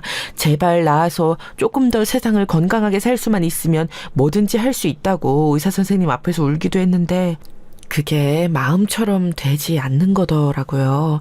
저도 병에 걸리기 전에는 뭐 미련 없이 죽지 않을까 했는데, 막상 죽음의 위협 앞에 서니까 그렇게 되지가 않았어요. 어떻게든 살고 싶고 어떻게든 건강해지고 싶었죠. 건강보험 안 되는 신약이나 신기술도 써보고 미국도 다녀와보고 다 했지만 결국 의사 선생님이 고개를 떨구셨죠.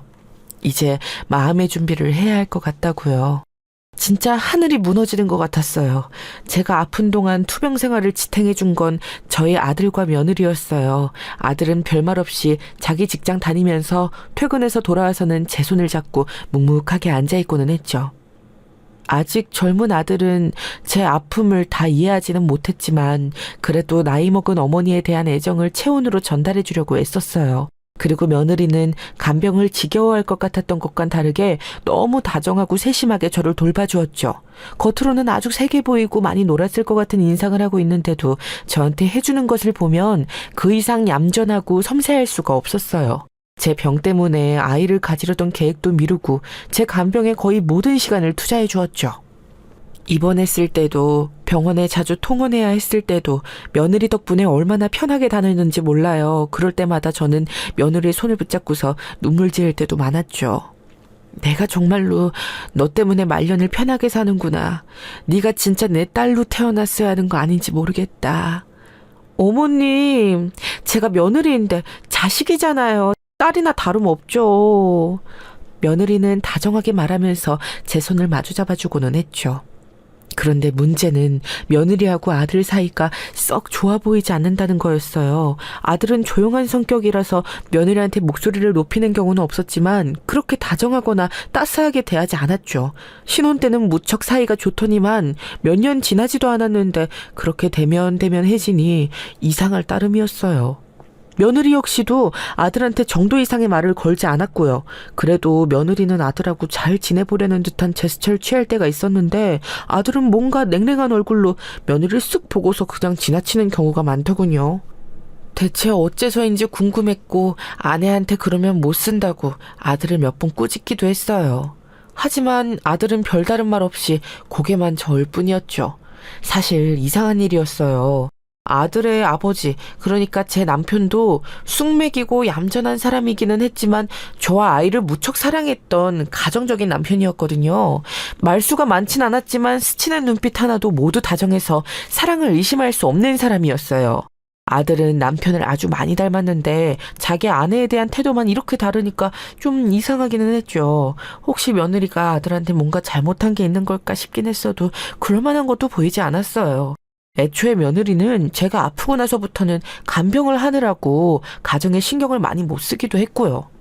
만약 아들 내외가 멀어진 이유가 있다면 제 병 때문일 수는 있는 상황이었죠. 솔직히 며느리한테 이런저런 생각으로 너무 미안했어요. 저 때문에 다른 것에 신경 쓰지 못하고 간병만 하느라고 남편하고 제대로 즐거운 시간을 갖지도 못하고 그저 아픈 시어머니한테만 온 시간을 할애하고 있으니 말이에요. 그런데 아들이라는 놈은 저렇게 무뚝뚝하게 아내한테 대하기만 하고, 그래서 저는 아들을 데려다 놓고서 하루는 잘 타일렀어요. 너 새아가한테 왜 그러는 거니? 아직 아이도 안 낳았는데 그렇게 대하면 못 써. 아내한테는 다정하고 세심하게 배려해야 하는 거다. 네, 그런데 어머니, 아니에요. 아들은 뭔가 말하고 싶은 눈치였지만 애써 말을 삼켰어요. 저는 뭔가 이상하다고 생각했지만 그렇다고 말하지 않으려는 아들한테 추궁을 할 수도 없었죠. 아마 아들하고 며느리가 서로 안 맞는 부분이 있는 것 같더라고요. 사실 결혼 전에 보기에도 서로 잘 맞지는 않을 것 같은 사이이기는 했어요. 서로 성격이 너무 다르다 보니 아들은 쑥맥에 연애도 해본 적 없는데 며느리는 잘 놀고 활달한 성격이어서 서로 부딪힐 수밖에 없는 것 같았거든요. 결혼 전에야 서로 좋아서 이런 거 저런 거 다 괜찮다고 여겨질지 몰라도 사실 결혼 후에 현실이기 때문에 이제 콩깍지가 벗겨질 만도 했죠. 하지만 결혼한 지 몇 년 되지도 않았는데 서로 대면대면해진 것에 제 병이 이유일 것 같아서 걱정은 많이 되었어요. 어미라는 사람이 아이들 결혼 생활에 도움을 못 줄 망정 도리어 방해나 되고 있다니 말이에요. 저는 아들이 말을 안 듣는다면 며느리라도 위로해주자는 마음으로 열심히 며느리한테 잘해주려고 노력했었지요. 아픈 와중에도 며느리가 저를 데리고 가까운 백화점이나 쇼핑센터에 자주 나들이를 나갔는데 그럴 때마다 며느리가 뭔가 원하는 게 있으면 얼른 사주고는 했어요. 그리고 며느리가 말하지 않더라도 제가 먼저 사서 선물을 안겨주고는 했었죠. 명품 백이나 화장품, 주얼리 같은 것도 돈이 아깝지 않았어요. 이제 몸이 아프고 보니까 돈이란 중요한 게 아니고 제 곁에 있는 가족이 정말 중요한 거더라고요. 며느리가 제 곁에 없다면 제가 얼마나 외롭고 아픈 몸에 마음까지 우울해졌을지 상상을 하기가 힘들었어요. 정말 제 자식처럼 딸이 있었다면 이랬겠구나 싶을 정도로 며느리한테 의지를 했었죠. 며느리는 제가 아파서 누워있으면 얼른 옆으로 와서 약과 물을 주고 제가 일어나기 힘들어하면 부축해서 일으켜주고 밥을 먹기 힘들어하면 일부러 죽을 끓여와서 숟가락에 김치를 올려가면서 먹으라고 내밀어 주었어요. 몸이 아픈 와중에 그런 다정함은 정말 말로 할 수 없이 고마워지고는 하죠. 그래서 제 재산은 전부 아들 내외한테 주려고 했고 부동산 일부는 며느리한테 주려고 하고 있었어요. 혹시라도 아들하고 며느리가 사이가 좋지 않더라도 며느리 혼자라도 당당하게 살 수 있게 해주고 싶었거든요. 제가 아들보다도 며느리가 더 소중하게 느껴질 정도였으니 얼마나 며느리한테 의지를 했는지 아시겠죠? 하지만 솔직히 며느리가 영민한 아이는 아니었으니 저는 슬슬 사업체를 정리하고 있었죠. 사업 자체를 물려줄 순 없다고 판단이 되었으니까요.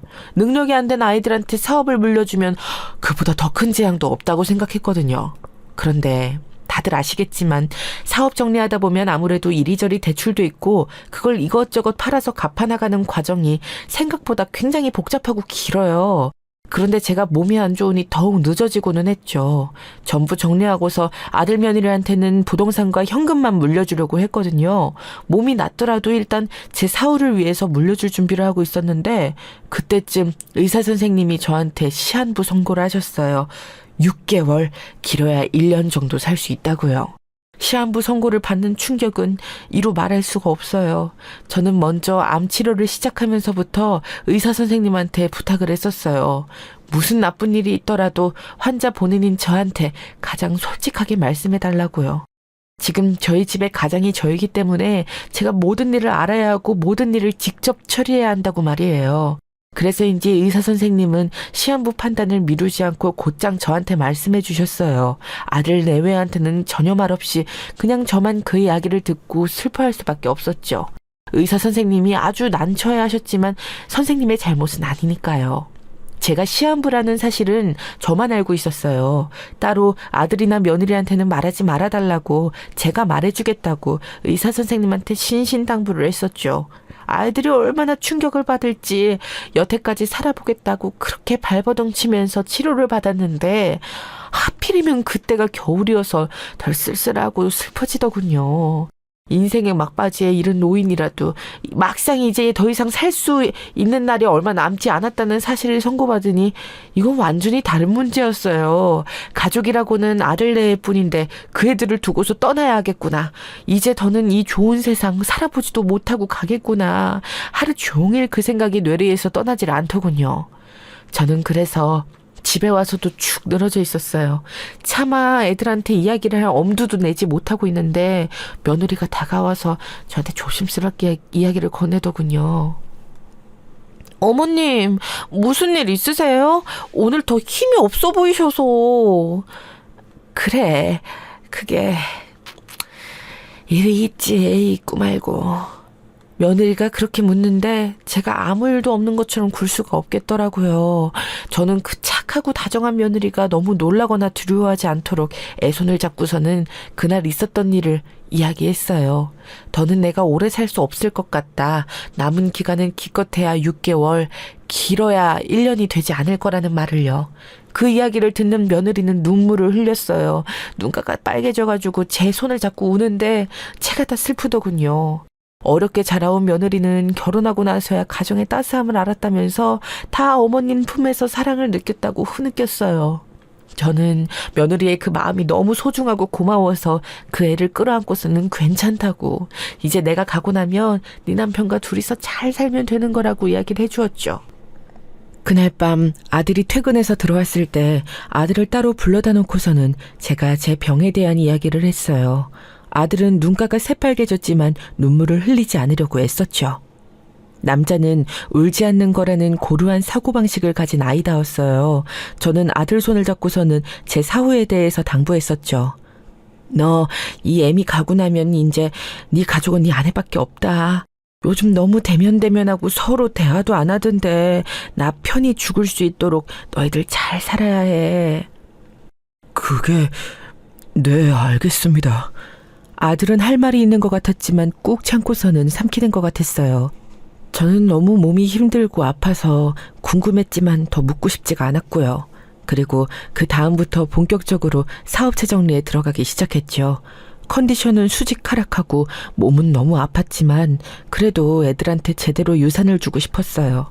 제가 유산을 물려주면 아들이 더 많이 가져갈 것 같아서 제 선에서 제가 생각하는 대로 살아생전에 증여를 해주고 싶었죠. 네, 며느리한테 정말 많이 주고 싶었어요. 제가 아픈 동안 저를 성심성의껏 돌봐준 것은 다름 아닌 며느리였으니까요. 피 한 방울 안 섞인 남이라도 그렇게 애틋하게 저를 보살펴줄 수 있다는 걸 그때 처음 알았어요. 제 평생 내내 무뚝뚝한 아들만 기르느라고 남편 떠내보내고 난 후에는 저를 그리 생각해주는 사람이 없었던 거였죠. 며느리가 저한테 그리 잘해주는데 얼마나 고마웠던지요. 그래서 제가 사업체를 정리하는 동안 저는 아예 아들한테 제 계획을 전부 이야기했어요. 며느리한테 재산을 좀 많이 주고 싶다고요. 아들이 하도 며느리한테 대면대면하게 굴어서 그게 불안하다는 점도 함께 이야기를 했죠. 그런데 아들은 그날은 가만히 듣고만 있었어요. 그러더니 며칠 뒤에 찾아와서 다시 한번 저하고 이야기를 나누었죠. 며느리하고 사이가 정말 안 좋아졌는지 아들이 제 방에 들어오면 며느리가 나가고 며느리가 들어오면 아들이 나가고는 했어요. 그러니까 저희 셋이 함께 이야기를 한 적이 없었던 거였죠. 어머니, 다시 생각해 보시는 게 좋을 것 같아요. 유산 증여 말이에요. 뭐? 왜? 갑자기 무슨 소리니? 네 아내한테 유산 더 많이 준다는 게 싫어서 그래? 사이좋게 지내면 어차피 그 돈이 네 돈 아니니. 잘 들어라. 부부는 평생 일심동체로 살아야 해. 어디 명의 가지고 서로 얼굴을 붉히려고 드는 거니? 저는 아들이 며느리를 질투하는 거라고 지레짐작해서 아들을 먼저 꾸짖었어요.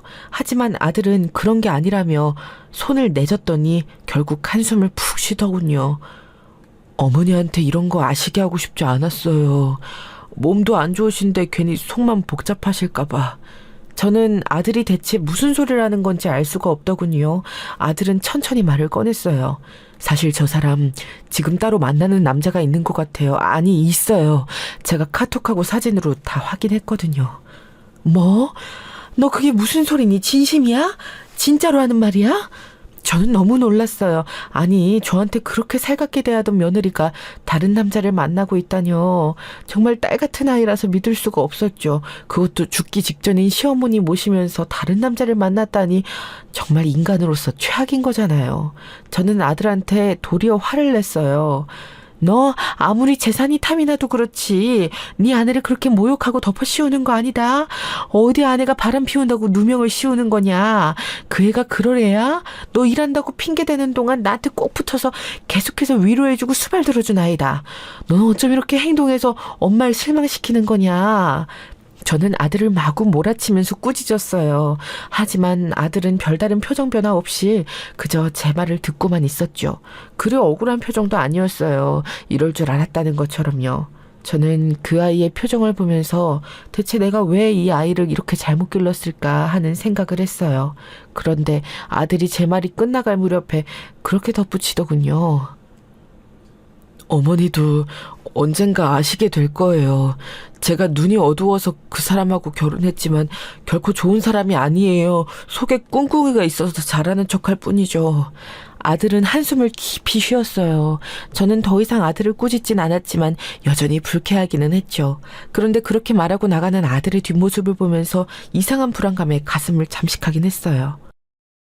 그래도 아들의 한마디 때문에 몇 년이나 쌓아온 며느리의 노고를 완전히 없던 것처럼 만들어버릴 수는 없었어요. 며느리는 저한테 너무 사근사근했고 좋은 아이였거든요. 실질적으로 저한테 붙어있는 시간이 정말 많아서 사실 불륜할 시간조차도 없을 거였어요. 저는 아들이 정말 못난 소리를 했다 싶어서 더욱이나 며느리한테 잘해주려고 노력했죠. 하지만 사업체를 정리하는 일은 점점 더 늦어졌어요. 한쪽에 있는 대출을 자산을 팔아 갚아야 하는데 이게 자산이 잘 팔리질 않았던 거였죠. 사실 강남에 있는 꼬마 빌딩이었는데 이게 사는 사람이 나타나면 금방 팔리는데 아니면 꽤 늦어지고 골치 아파질 때도 있잖아요. 아파트랑은 좀 다르죠. 실질적으로 그 빌딩 가격이 무척 높은 편이라서 노리는 사람은 많았는데 거래는 늦어지는 그런 경우였어요. 대출 조금 있는 걸 완전히 처리하려는 마음만 아니었다면 그걸 팔 이유도 없었던 물건이었죠. 저는 하도 그 빌딩이 안 팔려서 머리가 아팠어요. 제가 죽기 전에 완전히 아무것도 못하게 되기 전에는 일 처리가 완료되어야 하는데 이게 그러기가 쉽지 않아 보였거든요. 힘이 떨어져서 제대로 글자도 못 보고 앉아있는 저한테 며느리가 들어와서 기웃대더라고요. 저는 그 애가 내놓은 차를 마시면서 한숨을 푹 쉬었어요. 아니요, 어머님, 왜 그렇게 한숨을 쉬셔요? 그게 말이다. 저는 순간 조금 있는 대출이 너무 미웠어요. 그것만 아니면 그래도 얼추 정리가 되었는데 말이죠. 사업 정리하는데 이제 빚만 남았네. 아휴, 골치 아프다. 이거 너 물려받으면 어떡하니? 물려줄 게 빚밖에 없네. 너무 힘든 나머지 농담처럼 나온 말이었죠. 설마 제가 빚만 있다 하더라도 어디 자식들한테 그걸 물려줄 생각을 했겠어요? 그냥 상속 포기를 하라 했겠죠. 그런데 그 순간 며느리가 얼굴색이 변하더군요. 표정이 딱딱하게 굳는 것을 보고 저는 이 말이 며느리한테 큰 근심을 안겨주었나 보다 했어요. 사실 농담이라고는 해도 사정 모르는 사람이 들으면 큰일일 거였죠. 저는 급히 손을 내저으며 농담이었다고 말하려고 했지만 그 순간 며느리가 벌떡 일어나서 문을 콱 열고 나가버리더군요. 저는 어안이 벙벙했어요. 저 애가 한 번도 저런 식으로 행동해 본 적이 없었거든요. 여태까지 정말 제 앞에서는 세상에서 가장 얌전하고 예의 바른 태도로 행동했기 때문에 저런 며느리의 행동이 제대로 인식되지 않을 정도였어요. 하지만 곧 며느리는 씩씩대면서 들어와서 저를 노려보더군요. 저는 너무 어처구니가 없어서 제대로 말도 하지 못하고 며느리를 올려다보았어요. 어머님, 미치셨어요? 아, 진작 말을 했어야죠. 뭐를 말이냐? 빚밖에 없다고요? 아니, 난 진짜 어떡하라고. 그것만 기다리고 있었는데. 며느리가 고함을 질러댔어요. 너무 시끄러워서 저는 귀를 틀어막고서는 놀라 입을 벌렸죠.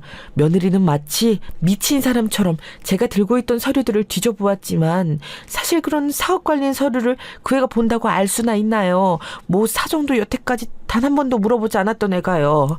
아, 어쩌라는 거예요? 그 돈 없으면 어쩌라고? 너 대체 지금 뭐 하는 거니? 내가 그 돈 때문에 다 죽어가는 늙은이 수발을 몇 년을 들은 건데 대체 그 돈 부스러기 좀 얻겠다고 그렇게 열심히 수발을 들었는데. 며느리는 가슴을 치면서 마치 사기라도 당했다는 것처럼 소리를 치더군요. 저는 너무 어안이 벙벙했어요. 그 순간 아들이 했던 말이 스쳐 지나가더군요. 며느리가 그렇게 좋은 사람이 아니라는 말이에요. 제가 입을 벌리고 어떻게 뭘 하지도 못하고 있는데 며느리는 발을 쿵쿵 거면서 다가와 저한테 베개를 집어 던지고 이불을 집어 던졌어요. 그러고서는 나가서 백을 집어들더니 곧장 아파트를 나가버렸죠. 너무 창졸지간에 일어난 일이라서 저는 뭘 어떻게 말을 할 수도 없었어요. 며느리가 나가고 난 후 집안은 무슨 폭풍우라도 치고 나간 것 같더군요. 가만히 생각해보니 며느리가 정말로 제 말을 빚만 남았다고 여긴 것 같았어요. 그러니까 여태까지 계속 하기 싫은 걸 억지로 돈만 보고 참고 있다가 결국 그 말 한마디에 터진 거였죠. 어떻게 사람이 그렇게까지 거짓된 탈을 잘 쓰고 있었던 건지, 여지껏 그렇게 다정하고 상냥하게 저를 수발 들어주던 것은 전부 거짓이었던 건지 순간 너무 눈물이 나더라고요. 그렇지 않아도 정말 몸이 너무 많이 아프거든요. 살 날 얼마 남지 않은 순간에 이런 식으로 제가 마음을 주었던 애한테 배신을 당하다니요. 그날 아들이 퇴근해서 들어올 때까지도 며느리는 들어오지 않았어요. 저는 멍하니 아들이 퇴근해서 들어오는 것을 바라보았죠. 제 안색을 보고서 무슨 일이 있었음을 직감한 아들이 급하게 다가와서 저한테 물었어요. 무슨 일 있었어요? 그 사람은요? 그 아이 정말 그렇더구나. 네 말이 정말 맞았어. 여태까지 그냥 거짓으로 나한테 돈만 바라고 그리 다정하게 군 거였어. 저는 넋을 놓고서 아들한테 그날 있었던 일은 이야기했어요. 아들은 얼굴을 굳었다가 결국 무슨 일인지를 모두 듣고서 한숨을 푹 쉬었죠. 이미 다른 남자하고 깊은 관계예요. 그런데 그냥 어머니가 돈을 주실 걸 바라고서 그렇게 버티고 있었던 거죠. 저하고도 이혼하고 싶어서 안 달라 있을걸요. 어머니 유산만 아니면 저하고 당장 갈라서고 싶어 미치고 싶을 거예요. 그럼 이제 어떻게 해야 하니? 법적으로 저게 네 아내이니 이대로 내가 죽으면 너는 어쩌고 유산은 어쩌고. 저는 멍하니 아들한테 그렇게 말했어요. 저는 이제 살 날이 얼마 안 남았으니 그렇다 치더라도 아들이 너무 불쌍하더라고요. 결혼을 잘못하고서 아내가 그렇게 나쁜 사람이라고 이미 고백을 했는데도 엄이라는 사람이 제대로 믿어주지도 않았으니 말이에요. 아들은 한숨을 푹 쉬었어요. 그러더니 잠시만 생각할 시간을 달라면서 조금 기다려보자고 했죠.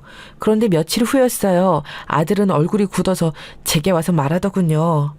어머니, 이제 뭐 우리가 뭘 할 것도 없어요. 저한테 협의 이혼하자고 요구하더군요. 제 앞으로는 별다른 재산이 없으니 제 명의인 이 집을 가지고 가겠다고 했어요. 하지만 그 사람이 이미 이 집으로 대출을 엄청나게 받아놔서 사실 별다른 게 없다고, 지금 집값 떨어지는 와중에 그럼 빚도 가져갈 거냐고 했더니 그건 싫다고 하더라고요. 뻔뻔하기도 하지. 아들의 마음은 무거운 듯 했어요. 저는 고개를 끄덕이고 그냥 빨리 협의 이혼을 해주라고 했죠. 제가 곧 죽을 날이 머지않은데 아들이 못된 아내 때문에 고통받는 걸 더 보고 싶지가 않았어요. 법적으로 다툰다면 얼마든지 소송 비용 정도는 될 수 있었지만 제 몸이 너무 힘들더라고요. 그래서 아들은 그날로 나가서 며느리하고 협의 이혼을 하고 왔어요. 한 달이 지나서 숙려 기간까지 완전히 지난 다음에야 아들과 저는 휴 하면서 가슴을 쓸어내렸죠. 이미 며느리의 불륜을 알았을 때부터 아들은 완전히 마음이 떠나서 이혼을 했는데도 아무런 동요가 없더라고요. 그것 자체도 또 가여워서 저는 아들을 붙잡고 한참이나 울었었어요. 아들은 재산도 자기한테 줄 것 없다면서 그냥 저 죽으면 전부 사회 환원이나 하라고 하더군요. 어차피 자기도 아이 없고 아내도 없으니 그냥 벌어먹고 살면 된다면서요. 그런데 완전히 이혼이 법적으로 종료되고 난 후 한 일주일 정도 지났을 때 며느리가 집에 왔더군요. 자기 짐을 가지러 왔다나 봐요. 저는 사업 정리하던 서류를 손에 들고서 멀거니 며느리가 자기 짐을 챙기는 것을 지켜보았어요. 그때 마침 제가 들고 있던 게 그 꼬마 빌딩 팔고 정리해서 남은 금액이 든 통장이었죠. 사실 엄청난 금액인 것은 맞아요. 일반적인 소시민들은 잘 실감이 안 될 정도의 금액이죠. 전부 정리해서 이제 현금이 남은 이것을 어디로 기부할까 고민하고 있었어요. 며느리는 흘끗 저를 보고서는 인사도 없이 나가려고 하더군요. 아니, 이제 며느리도 아니고 전 며느리였던 여자죠. 저는 그 애를 보다가 잠깐 손짓해서 가까이 불렀어요. 그 애는 그래도 그나마 저하고 시모와 며느리로 살았던 기억 때문인지 조금 멈칫하다가 저한테 가까이 다가오더군요. 이제 저한테 뭐 하라고 시키실 권리 없어요. 왜 그러시는데요? 며느리는 아주 방어적인 태도로 말했어요. 저는 그 애가 정말 멀그러미 바지더이다. 어떻게 같은 사람이 돈 때문에 저렇게 태도가 변하는지 말이에요. 너 정말로 내가 빚밖에 없어서 이렇게 변해버린 거니? 당연하잖아요, 어머님. 아니, 이제 어머님도 아니지. 아줌마, 할머니. 그동안 아프다면서 나 일 시켜 먹은 거 기억 안 나요? 사람이 어쩜 이렇게 뻔뻔하지? 내가 잘못된 게 아니라 그쪽이 잘못한 거예요. 젊은 며느리들에서 아프답시고 수발을 그렇게나 들게 하나 그래? 며느리는 갑자기 화를 내면서 저한테 소리를 질러댔어요. 그때 집에 온 전하의 얼굴도 보기 싫어서 다른 방에 들어가 있던 아들이 제 방으로 건너왔죠. 지금 뭐 하는 거야? 어머니한테 지금 무슨 말버릇이야? 어머니? 이제 내 어머니 아니야. 비켜, 난 나가야겠으니까. 네가 원하던 거 혹시 이거 아니니? 저는 며느리 앞에 통장을 던졌어요. 툭 가볍게 떨어진 통장 페이지에는 숫자가 상당히 많이 써 있었죠. 며느리는 처음에는 그걸 집어들고서는 뭐가 뭔지 잘 모르는 눈치더군요. 가만히 숫자를 세어보더니만 며느리는 얼굴색이 변해서 머뭇거렸어요. 내가 빚이 있다고 했지 부동산이 없다고는 안 했다. 강남 쪽 건물 팔았더니 대출 조금 있는 거 갖고도 90%는 남더구나. 뭐라고요? 네, 너한테 그걸 주려고 했다. 아들한테 가는 돈보다도 더 많이 너한테 생전에 증여를 해주려고 했다. 그동안 나 간병해준 거 너무 고마워서 말이다. 이제 세상 뜨는 마당에 내가 아까울 게 뭐가 있었겠니? 대체 뭐가 그렇게 불만이라 막판에 그렇게 깽판을 치고 나가야 했어. 게다가 남자도 따로 있다며. 저는 며느리에게 쏘아붙였어요. 몸 상태가 악화된 이후로 심장이 벌렁거리며 뛰고 식은땀이 났지만 할 말은 해야 했죠. 며느리는 멍한 얼굴로 통장을 들여다보더니 믿고 싶지 않은 듯한 얼굴로 무릎을 꿇고서 제 옷자락을 잡았어요. 아니, 어머님, 이런 말씀은 안 하셨잖아요. 저는 정말로 집에 빚만 남은 줄 알았어요. 정말로요. 그래, 네 민낯 정말 잘 봤다. 그 덕분에 네 됨됨이를 확실하게 알게 되었구나. 어머님, 그런 거 아니에요. 정말 아니에요. 며느리가 손을 떨면서 저한테 빌려고 했지만 곧 아들이 며느리를 일으켜 세워서 밀어냈어요. 아들은 표정도 변하지 않은 채로 며느리를 밀어내면서 말했죠. 당신하고 이제 우리 집은 관계가 없어. 우리 집 돈도 관계가 없지. 지금 사귀는 그 남자하고 잘 살아봐. 다시는 얼씬도 하지 말고. 여보, 정말 내가 잘못했어요. 아니, 난 정말 빚만 남은 줄 알고. 어머니 돌아가신 이후엔 내 꼬투리를 잡아 이혼하려고 했겠지. 계속 그 불륜남하고 불륜이나 하면서 나가 이 상간녀야. 아들을 쏘아붙이면서 며느리를 아주 밀어내버렸어요. 평소 온화하고 침착한 성정인 아들로서 정말 드문 일이었죠. 저 착한 아이가 얼마나 그동안 쌓인 게 많았으면 저럴까. 얼마나 고통을 받았을까. 가슴이 아파 미치겠더군요. 아들은 며느리, 아니 이제 며느리였던 그 상간녀에게 지금 당장 안 나가면 주거 침입죄로 고소를 하겠다면서 내보내버렸어요. 평소 그 착하고 온화한 아이가 저렇게 독하게 말하는 것을 보니 그동안 얼마나 마음고생을 했을까 싶어서 너무 슬펐죠. 애미라는 게 그것도 모른 채로 이를 여기까지 끌고 왔으니 말이에요. 저는 아들 손을 잡고서 한참이나 멍하니 앉아 있었어요. 아들은 제 손을 쓰다듬으면서 말하더군요. 어머니, 재산은 전부 사회에 환원해 주세요. 저도 뭐 먹고 살 만큼은 벌고 그 이상의 돈은 사실 불화의 씨앗만 되는 것 같아요. 굳이 물려받지 않아도 저는 생계에는 지장이 없으니까요. 아들은 초연하게 그렇게 말했어요. 맞아요. 과한 재산은 불행의 씨앗이 되고는 하죠. 아들이 그렇게 말하는데 제가 반대할 이유도 없었고요. 이미 얼마 남지 않은 목숨인데 아들이 원하는 대로 해주고 가는 게 많기도 하고요. 그래서 지금은 제가 가진 재산을 전부 사회에 환원하기 위해 법적인 절차를 밟고 있어요. 죽음이 얼마 남지 않은 탓에 몸도 여기저기 아프고 마음도 급하지만 그래도 아들의 인생에서 불행이 될 게 뻔했던 며느리를 몰아낸 것에 감사하면서 하루하루 눈을 뜨고 있죠. 부디 제 재산이 정말 필요한 사람들에게 가서 잘 쓰이기를 바랄 뿐이에요. 제 전며느리 같은 사람 말고 말이죠.